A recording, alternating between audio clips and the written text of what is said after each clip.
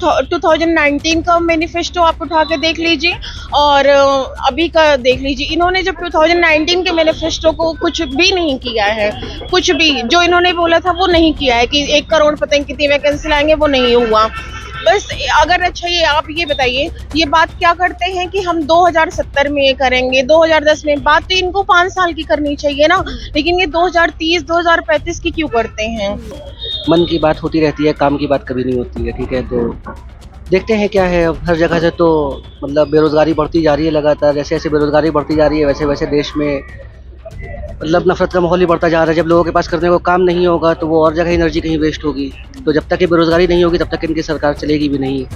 तो कहीं ना कहीं बेरोज़गारी बढ़ नहीं रही है, बढ़ाई जा रही है, ऐसा भी मानना है कई लोगों का। आपको लगता है जानबूझ करके बढ़ाई जा रही है? हाँ जी, जब तक के लोग बेरोज़गार नहीं होंगे तब तक इनका जो नफ़रत का धंधा है वो चलाने वाले कहाँ से आएंगे।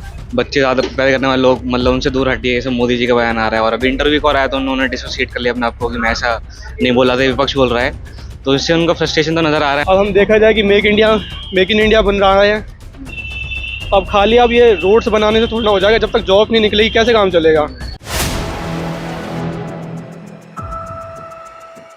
नमस्कार, 4 PM दिल्ली देख रहे हैं आप और मैं हूं आपके साथ शाहीन खान। और इस समय सभी लोग और राजनीतिक पार्टियों की जिन पर नजर है वो है युवा यानी कि छात्र। और इस बार छात्र किस ओर जा रहा है, छात्र के क्या मुद्दे हैं, क्या पेपर लीक, नौकरी, तमाम ऐसे मुद्दे छात्रों के बीच हैं। और क्या इसी को देखते हुए छात्र इस बार चुनाव करने वाले हैं, तो चलिए सीधे छात्रों से जुड़ते हैं। हमारे साथ कुछ जो है गर्ल्स हैं। क्या नाम है मैम? कामाक्षी।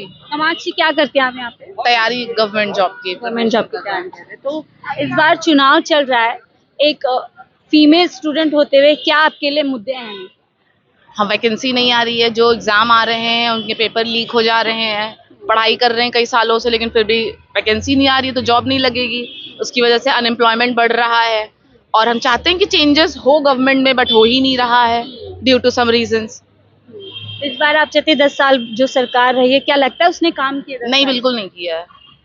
इस बार चेंज की तरफ? जी हाँ, हम बिल्कुल चेंज चाहते हैं। इसके अलावा क्या सिक्योरिटी भी एक बड़ा रीजन है? विमेन सिक्योरिटी के लिए तो ऑब्वियसली सालों से बात हो रही है और हाँ इम्पोर्टेंट है, बहुत इम्पोर्टेंट है। उसके लिए हर फीमेल के लिए इम्पोर्टेंट होता है सिक्योरिटी। और ये तो सेल्फ पर भी होता है, अगर हम खुद पे भी काम करें तो हम सेल्फ सिक्योर हो सकते हैं। चेंज आता है। आपका क्या नाम है? मेरा नाम एकता सिंह है। और अगर मैं एजुकेशन सिस्टम पे बात करूं तो गवर्नमेंट की तरफ से 10 साल में गवर्नमेंट ने कुछ भी नहीं किया है, क्योंकि ऑल टाइम हमारे पेपर, जैसे एज अ फीमेल अगर मैं बात करूं तो मे भी हमारे घर वाले 1 साल बाद मेरी शादी कर दे, लेकिन ये है कि एग्जाम क्या हुआ, यूपी में क्या हुआ, अभी यूपी आरओ का हमने फॉर्म फिलअप किया था, पेपर दिया था, लेकिन क्या हुआ, पेपर लीक हो गया, एक्सटेंड हो गया। उस ड्यूरेशन में तुम्हारे साथ कुछ भी हो सकता है ना, लेकिन गवर्नमेंट को तो सिर्फ इलेक्शन से मतलब है। वो इलेक्शन की वजह से यूपी पीसीएस का भी एग्जाम उन्होंने एक्सटेंड करा दिया, 6 अक्टूबर करा दिया। इससे स्टूडेंट को कितना ज्यादा लॉस हो रहा है, मतलब ये गवर्नमेंट समझती नहीं। ये मतलब क्या बोलते हैं, बीजेपी गवर्नमेंट जब से आई है मुझे तो ये लगता है कि इनको बस इलेक्शन से मतलब है। स्टूडेंट, हाँ, इन्होंने लड़कियों के लिए EWS ले आया है जिसमें 10% छूट है, वो मतलब अच्छा है हम लोगों के लिए। लेकिन ये है कि और भी वैकेंसी हर जगह फुल नहीं कर रहे हैं और कितने वैकेंट खाली हैं। उन्होंने अपने मैनिफेस्टो में कुछ खास बात नहीं की। हाँ, मतलब अगर मैं इनके मैनिफेस्टो की बात करूँ तो 2019 का मैनिफेस्टो आप उठा के देख लीजिए और अभी का देख लीजिए। इन्होंने जब 2019 के मैनिफेस्टो को कुछ भी नहीं किया है, कुछ भी जो इन्होंने बोला था वो नहीं किया है कि 1 करोड़ पता नहीं कितनी वैकेंसी लाएंगे, वो नहीं हुआ। बस अगर अच्छा ये आप ये बताइए, ये बात क्या करते हैं कि हम 2070 में ये करेंगे, 2010 में, बात तो इनको 5 साल की करनी चाहिए ना, लेकिन ये 2030 2035 की क्यों करते हैं। तो इस गवर्नमेंट से तो सबसे ज्यादा प्रॉब्लम यही है कि इनका बस श्री राम के नाम पे धर्म के मतलब सिर्फ रिलीजन ही, हिंदू मुस्लिम, ये इसी पे बात करते हैं। और तो मुझे काम की बात की जाए तो हाँ, इन्होंने 370 आर्टिकल हटाया, ये अच्छा किया। राम मंदिर बनवाया, ये अच्छा किया है इन्होंने। लेकिन अगर मतलब यूथ की बात की जाए, एजुकेशन सिस्टम पे बात की जाए, इन्होंने क्या किया है? कुछ भी नहीं किया है। अभी आपने कांग्रेस का मैनिफेस्टो पढ़ा? हाँ, कांग्रेस का भी मैनिफेस्टो पढ़ा है, लेकिन जिस हिसाब से मैंने पढ़ा तो मुझे उतना मतलब कांग्रेस का फिर भी, लेकिन कंपेयर टू बीजेपी मुझे कांग्रेस का ठीक लग रहा है, लेकिन बीजेपी गवर्नमेंट का तो कुछ भी नहीं सही लग रहा है। ये टोटली डिपेंड ऑन, लगता है कि इनको बस इलेक्शन से मतलब है और रिलीजन के ऊपर बात करनी है और इसके अलावा कुछ भी तो नहीं आप है। लोग क्या चाहते हैं? छात्र बदलाव होना चाहिए? हाँ, मुझे लगता है कि अभी चेंज आना चाहिए, सबको चेंज लाना चाहिए इस चीज पे। बिना चेंज के तो कुछ भी नहीं। जैसे अगर, और ये भी हो सकता है ना, हमें हर 5 साल में इंडिया के सिटीजन तो समझते ही नहीं है कि हमें हर 5 इयर्स में सबको मतलब मौका देना चाहिए ना, तभी तो गवर्नमेंट कुछ हमारे लिए करेगी। जब हम एक ही गवर्नमेंट को बार बार मोदी, मतलब मोदी सरकार उनके नाम पे देते रहेंगे तो वो गवर्नमेंट हिंदू मुसलमान ज्यादा हो रहा है इस दो में। अभी बहुत, हाँ, ये लोग बोलते हैं हिंदुइज्म, हिंदू खतरे में। हिंदू कैसे खतरे में हो सकता है? अब 80% हिंदू है, 40% मुस्लिम है। आपको लगता है कि अगर जो जिसकी ज्यादा पॉपुलैरिटी है वो खतरे में हो सकती है? ये बस लोगों के दिमाग में ये वर्ड से मतलब इमोशनली खेलते हैं। जितना हम लोग पढ़ रहे हैं, आप इनके कोई भी फैक्ट देख लीजिए, इनका पार्लियामेंट में इनको देख लीजिए, इन्होंने कुछ भी नहीं किया है। सारे बिल ऐसे पास किए हैं बिना मतलब क्या बोलते हैं उसको पढ़े हुए हैं। बस अभी इनका यही सेम पर्पज लगता है, सिर्फ महिला रिजर्वेशन बिल की बात करती है भाजपा, क्या लगता है? हालांकि उसको जल्दबाजी में लाया गया लेकिन पूरी तरीके से अभी लागू नहीं किया गया। हाँ, उसको पूरी तरीके से लागू नहीं किया गया है। कि ये वीमेन का बात करते हैं, ये मतलब वो बहुत सारे बोलते हैं कि हम ये डिजिटल ये कर देंगे। ये बताते हैं कि 75% हमारा मतलब यहाँ पे लिटरेसी है, लेकिन 75% नहीं है। इनको जा करके चेक करना चाहिए। और इनको मीडिया रिपोर्टर जितने हैं, कोई भी, इन्होंने तो सब कुछ, सारे चैनल तो, हमें तो ऐसे ही लगता है कि इन्होंने खरीद रखा। क्योंकि मणिपुर में क्या हो रहा है, मणिपुर में इनको जाना चाहिए था नहीं, लेकिन मणिपुर में ये लोग नहीं गए जो हैं। वहाँ पे मणिपुर में सीरियसली चल रहा है, इधर भी चल रहा है, उधर भी चल रहा है। क्या लगता है विमेन सेफ्टी में सरकार विफल रही है पिछले 10 साल में? हाँ, मुझे लगता है कि विफल रही है। 1 साल का मिलता था जेएनयू को 2014-15 में, वो घट के अभी लगभग 3 करोड़ के आसपास आ गया है। तो बहुत सारे इसी तरीके के मुद्दे हैं जिससे छात्रों को काफ़ी परेशानियों का सामना करना पड़ रहा है। महीनों तक के स्कॉलरशिप्स नहीं आती हैं। जो पहले की स्कॉलरशिप्स थी, जैसे कि ये मौलाना आज़ाद नेशनल फेलोशिप वगैरह थी, वो सब बंद कर दी गई हैं। तो काफ़ी तरीके की मुद्दों का सामना करना पड़ रहा है हमको। तो ठीक है, यानी आप जो कह रहे हैं, जो बेसिक स्ट्रक्चर इंफ्रास्ट्रक्चर स्ट्रक्चर एक यूनिवर्सिटी के अंदर होता है वो डिडक्ट कर दिया गया है, कट हो गया उस पे। तो छात्र का जो एक तरह फ्यूचर जो है कहीं ना कहीं अंधकार में आपको नजर आया। छात्र के साथ-साथ जो मतलब छात्रों का फ्यूचर तो अंधकार में चल ही रहा है, उसके साथ-साथ जो बाकी फैकल्टी है उनका भी कहीं न कहीं फ्यूचर अंधकार में चल रहा है। क्योंकि जब फंड्स नहीं होंगे तो क्या ही फिर यूनिवर्सिटी चलेगी फंड्स के बिना। तो छात्रों के साथ यूनिवर्सिटी का भी फ्यूचर अंधकार में जा ही रहा है पूरा। ठीक है, एक और सवाल आपसे लूंगी। अब जो छात्र हैं, अब खास तौर से देश में इस समय जो है बेरोजगारी एक बड़ा मुद्दा चला है। पिछले 10 साल में रिकॉर्ड उठा के देखते हैं तो कुछ खास काम नहीं किया गया है। क्या लगता है ये मुद्दा इस बार 24 के चुनाव में हावी रहने वाला है? मैनिफेस्टो में तो सभी बात करते हैं, लेकिन अगर जो अभी की सरकार है, जो अभी की गवर्नमेंट है, आप उनकी बात सुनिए तो मन की बात होती रहती है, काम की बात कभी नहीं होती है। ठीक है, तो देखते हैं क्या है। अब हर जगह से तो मतलब बेरोज़गारी बढ़ती जा रही है लगातार। जैसे-जैसे बेरोज़गारी बढ़ती जा रही है, वैसे-वैसे देश में मतलब नफ़रत का माहौल ही बढ़ता जा रहा है। जब लोगों के पास करने को काम नहीं होगा तो वो और जगह एनर्जी कहीं वेस्ट होगी। तो जब तक ये बेरोज़गारी नहीं होगी तब तक इनकी सरकार चलेगी भी नहीं। तो कहीं न कहीं बेरोज़गारी बढ़ नहीं रही है, बढ़ाई जा रही है, ऐसा भी मानना है कई लोगों का। आपको लगता है जानबूझ करके बढ़ाई जा रही है? हाँ जी, जब तक के लोग बेरोज़गार नहीं होंगे तब तक इनका जो नफ़रत का धंधा है वो चलाने वाले कहाँ से आएँगे? जब तक के बेरोज़गार नहीं होंगे तब तक के व्हाट्सएप पे, फ़ेसबुक पे, ट्विटर पे बैठ के तो ज़्यादा लोग इनके मतलब चाटुकारिता कहाँ से करेंगे? अगर लोगों को रोज़गार मिलेगा, लोग अपना काम धंधा करेंगे, लोग अपना घर चलाएँगे, तो बेरोज़गारी बढ़ाई जा रही है बढ़ने के साथ-साथ। एक तबके को यानी जानबूझ करके बेरोजगारी की रेखा में रखा जा रहा है। एक सवाल लूंगी, आप जेएनयू से आते हैं और जेएनयू को लेकर के इस समय काफ़ी हाईलाइट है। जेएनयू यूनिवर्सिटी पहले भी रही है लेकिन इस बार खास तौर से रही है क्योंकि कन्हैया कुमार जो है नॉर्थ ईस्ट सीट से चुनाव लड़ रहे हैं, चुनावी मैदान में है। टुकड़े टुकड़े गैंग का कहकर के उनको संबोधित किया जा रहा है, किस तरीके से ये? मुझे तो पता भी नहीं कि टुकड़े-टुकड़े गैंग क्या होता है। और जैसा कि साकेत गोखले एक आरटीआई एक्टिविस्ट हैं, तो उन्होंने एक फाइल करा था आरटीआई की टुकड़े-टुकड़े गैंग क्या होता है, तो गवर्नमेंट के पास उसका कोई जवाब नहीं था। तो जब गवर्नमेंट के पास उसका जवाब नहीं है तो मुझे भी नहीं पता टुकड़े-टुकड़े गैंग क्या होता है। मुझे ना जेएनयू में ऐसा कुछ देखने को मिला, ना कहीं भी कुछ देखने को मिला, तो इसका तो जवाब मैं नहीं दे पाऊँगा। टुकड़े-टुकड़े गैंग सिर्फ मैंने आज तक के वर्ड सुना है, उसका क्या मतलब है, कौन है ये लोग, कहाँ से आते हैं, मुझे ना कहीं देखने को मिला, ना कहीं सुनने को मिला और ना ही गवर्नमेंट के पास उसका जवाब है। तो बस इतना ही है इसके पहली ऊपर। बार क्या लगता है अब यहाँ से जो कन्हैया कुमार जी चुनाव लड़ रहे हैं, आपको क्या लगता है क्या उनका परिणाम रहने वाला है? आपने सुना होगा उनके बारे में या देखा होगा किस तरीके। सुन तो रखा है लेकिन इस बारे में इतनी ज़्यादा जानकारी नहीं है, मतलब जो एक फ्यूचर प्रेडिक्ट करने का जो एक एनालाइज डिटेल्स होती है उसका तो नहीं पता हमको, तो उसके बारे में नहीं बोलना चाहेंगे हम, क्योंकि पहली बार धनंजय जी जो आपके प्रेसिडेंट बने हैं, एक पूरी तरीके से कहते हैं दलित समाज से वो आते हैं, किस तरीके से इस चेंज को आप देखते हैं? और कई सालों के बाद चुनाव आपकी यूनिवर्सिटी में हुए। चुनाव तो लगभग 4 के बाद 4.5 साल के बाद हुए हैं, और यूनिवर्सिटी की पूरी कोशिश थी कि चुनाव ना किया जाए, तो उसमें छात्रों का बहुत महत्वपूर्ण योगदान रहा है। पूरी पूरी रात पूरे पूरे दिन बैठ के प्रोटेस्ट किया है छात्रों ने।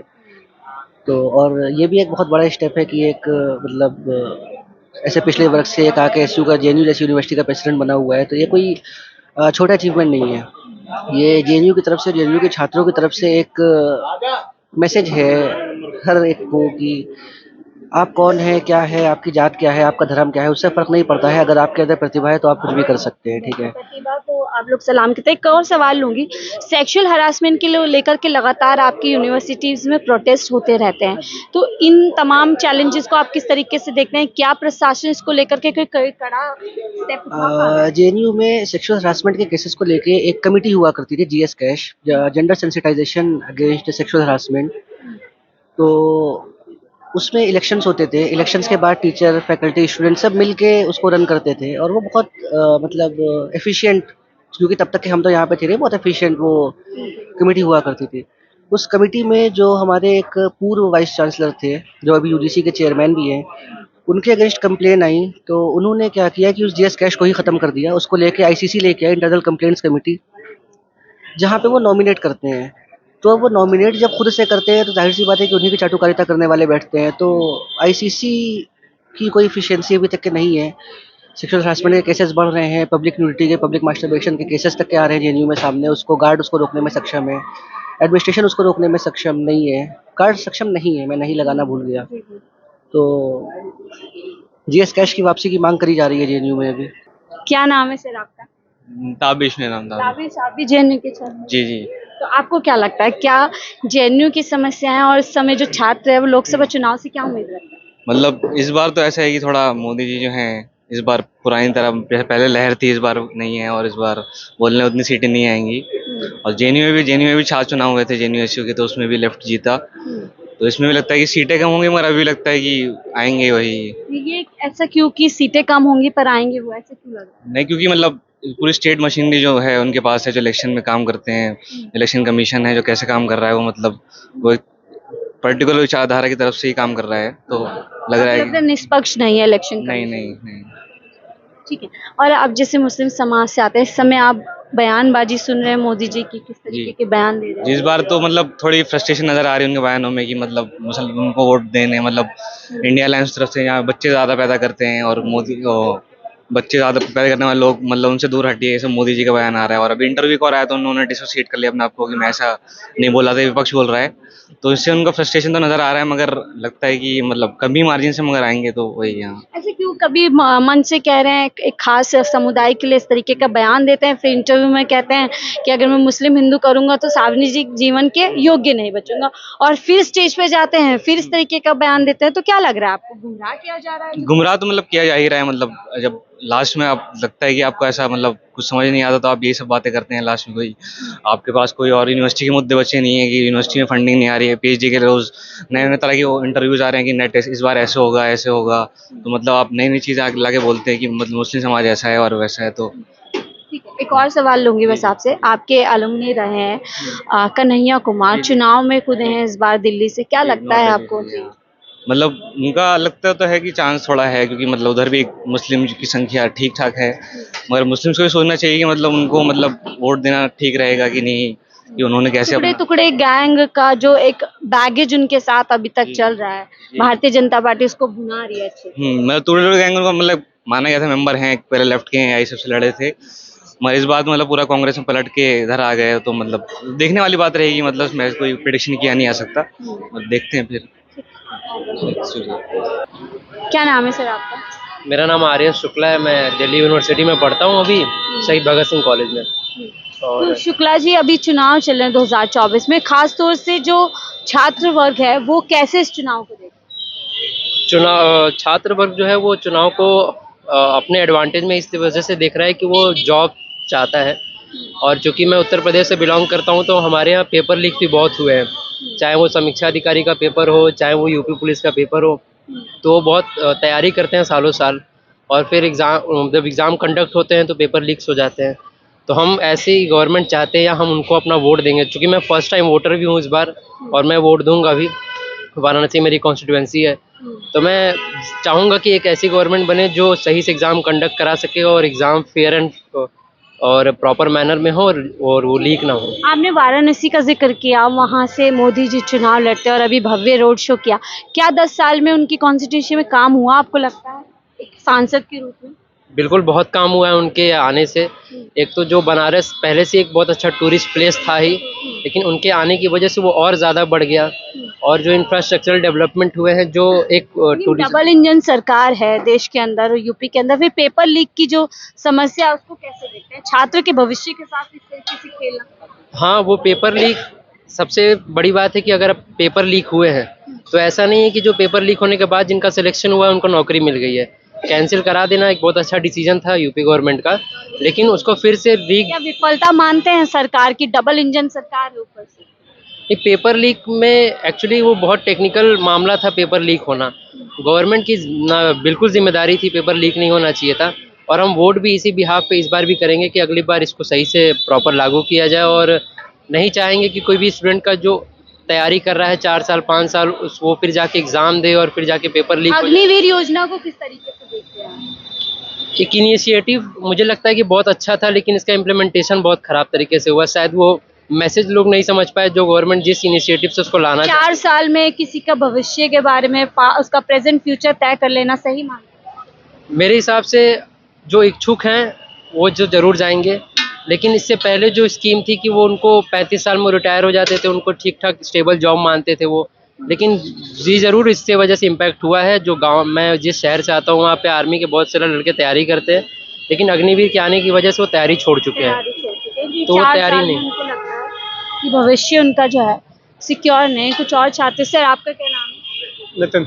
आप क्या तैयारी कर रहे हैं, किस चीज़ की छात्र हैं? मैं तो ग्रेजुएशन कर रहा हूँ इस टाइम, कहाँ से? ये DCSE कॉलेज ड्यू यूनिवर्सिटी से। तो आपको क्या लग रहा है, छात्र इस बार क्या फैसला करने वाले हैं? क्या छात्र इस बार बदलाव चाह रहे हैं कि कोई ऐसी सरकार आए जो रोजगार पे काम करे? रोज़गार पे तो काम ज़रूरी चाहिए मैम, क्योंकि इतने साल हो गए अभी तक कुछ रोज़गार के लिए कोई देख ही नहीं रहा है। वैकेंसियाँ आ रही हैं, लीक पहले हो जा रही है वैकेंसियाँ, तो रोज़गार पे तो ज़रूरी है काम करना।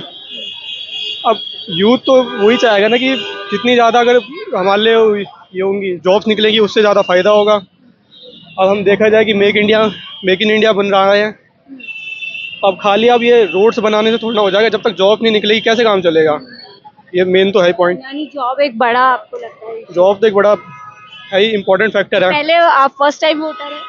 नहीं, पहले भी वोट दिया है। पहले ही आप जब वोट करने जाएंगे तो पहली जो दिमाग में बात रहेगी रोजगार रहेगा। रोज़गार रहेगा। इसके अलावा कोई मुद्दे लगते हैं परिवार से जुड़े हुए, माँ से जुड़े हुए, महंगाई हो गई या कुछ और चीजें लगती हैं? ठीक है मैम, रोज़गार रहेगा तो महंगाई तो अपने आप हम कवर कर लेंगे। अब रोज़गार ही नहीं तो महंगाई का क्या फ़ायदा। Thank you. बात है कि अगर रोजगार होगा तो जो तमाम समस्या एक परिवार की होती है उसको अपने आप से टैकल कर लिया जाएगा, और यही बात यहाँ पर ये छात्र कह रहे थे। तो ये हम कुछ यहाँ पे छात्र से बात कर रहे थे, चर्चा कर रहे थे। तो छात्र इस बार पेपर लीक तमाम समस्याएं गिनवा रहे थे, और उन्हीं समस्याओं को देखते हुए इस बार जो है चुनाव में वोट करेंगे। फिलहाल मुझे दीजिए इजाजत, आप देख रहे थे 4 PM दिल्ली।